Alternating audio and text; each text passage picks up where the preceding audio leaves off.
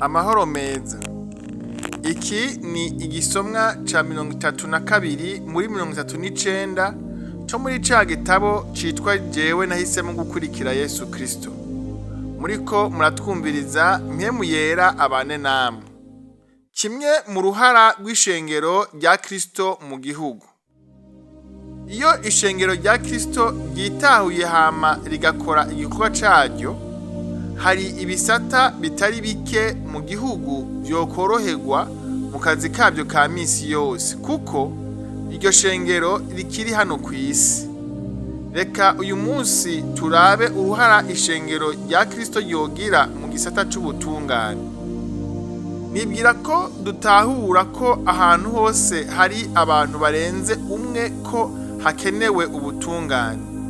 Ni ukuvuga amategeko abagenga ndetse n'ababatunganiriza mu gihe kwaduka amatati hagati yabo. Ndabibutse ko ishengero rya KRISTO ari Yesu KRISTO nyene umutwe waryo. Niwe mwami w'abari muri ryo bose. Ni ukuvuga abamwizeye bakamukurikira. Byumvikana ko ariwe murongozi waryo. Haciye imyaka ibihumbi yarasize ahabona amategeko agenga abamukurikiye bose bakamwizera. Ayo nayo agizwe n'amajambo yose yavuze akiri hano kw'isi, ayabwira ababanje kumukurikira imbere yacu ndetse na twebwe abakristo ba kino gihe. Uko vyama vyabaye, mu bakristo birashoboka ko umuntu agira ico apfa na mugenzi we. Mu gihe bishitse dutegerezwa kwisunga ya mategeko ya KRISTO kugira ayo matati ahagarare mu ishengero rya KRISTO. Iyo vyanse niho inzego z'igihugu zitangura kwitugwa. Muri ico gihe izo nzego zirashobora kwisunga inyandiko z'ishengero rya KRISTO zerekana uko gutatura ayo matati vyagenze ndetse n'ingingo yafashwe iyo ariyo. Kubw'ivyo nibwira ko hari amatati menshi atokwirirwa arashika mu nzego z'igihugu. Gutyo nabo bakaba bararemurukiwe kandi n'igihugu kikabona gutekanirwa. Umuntu yokwibaza ati, mbega ishengero rya KRISTO ryoshobora kwikorera uwo muzigo? Mbe canke Yesu yavuze iki kuri bene ayo matati y'abantu biwe? Ego, iryo shengero rya KRISTO ryobishobora kuko naryo ritegerezwa kuba rifise urwego rujejwe gutunganiriza abakristo mu vy'amatati. Abagize urwo rwego bategerezwa kuba barakurikiranye ivyigwa bijanye n'ijambo iryo ari ryo ryose Yesu yavuze abwira abamukurikiye bose. Reka turabe ku bijanye n'ico Yesu yabivuzeko. Ubwa mbere, kuwakorewe icaha yobanza kurondera wakimukoreye kugira acemere canke agihakane.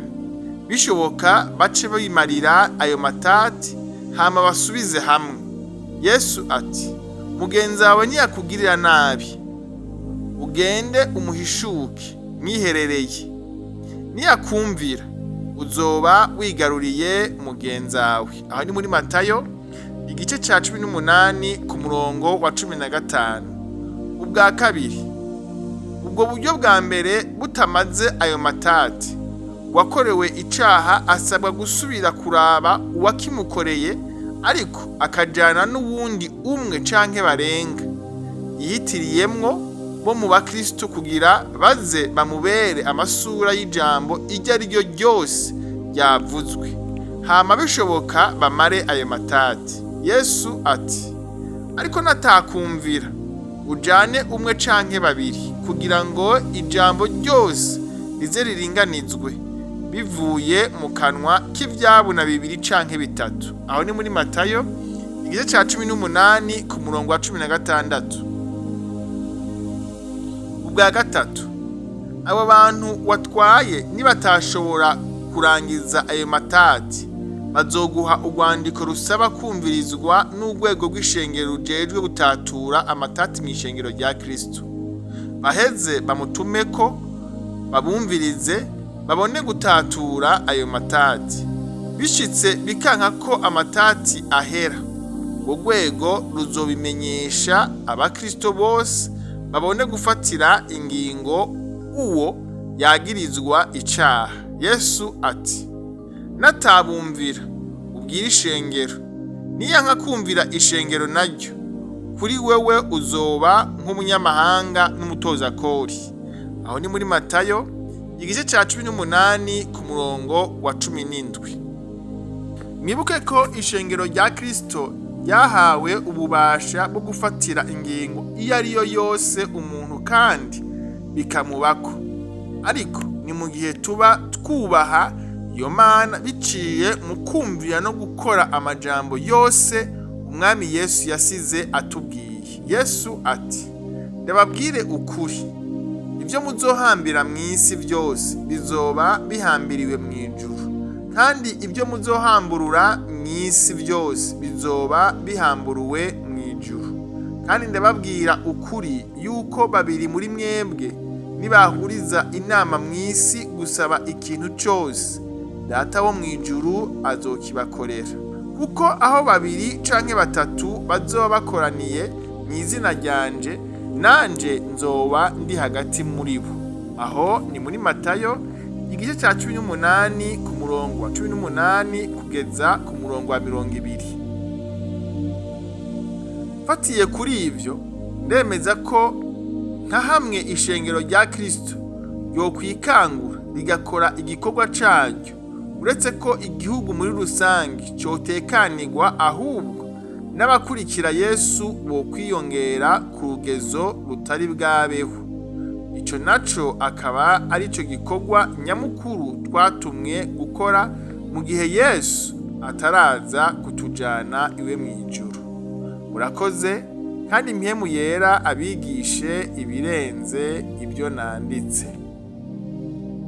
Hamwe woba wifuza ico gitabo cose mu bwoko bwa PDF canke mu majwi, mwotwandikira kuri WhatsApp yacu akamenyetso ko guteranya 257 71 39 41 76. Umwami Yesu abahe amahoro n'umunezero aho muherereye hose. Amen.